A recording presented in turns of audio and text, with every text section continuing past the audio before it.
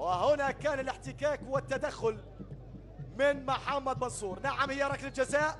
محمد منصور ما بين الخشبات الثلاث. آري بابل يجهز نفسه، السيساد يجهز نفسه. آري أم أن لمحمد منصور كلمة، أم أن لمحمد منصور رأي آخر؟ آري يتقدم، آري يعدي، آري يمشي، محمد منصور ينتظر أول هدف. أول جدا بالكرة، ولكن لم يحسن أنس التعامل مع العرضية. آري يلعبها باتجاه الكوت، هذه خطيرة. الكوت الثاني محمد منصور، آري بابل والثاني الهدف.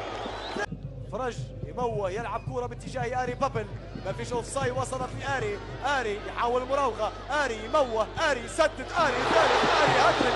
يا عيني يا آري، يا عيني يا آري، يا عيني يا ابني، هذا شيء فاخر يا ابني، هذا شيء. جمال الرواية في زاوية ضيقة، عنوانها الرقم 10 عكشي ورقم 1 جمال. عكشي يتقدم وجمال يقعدها.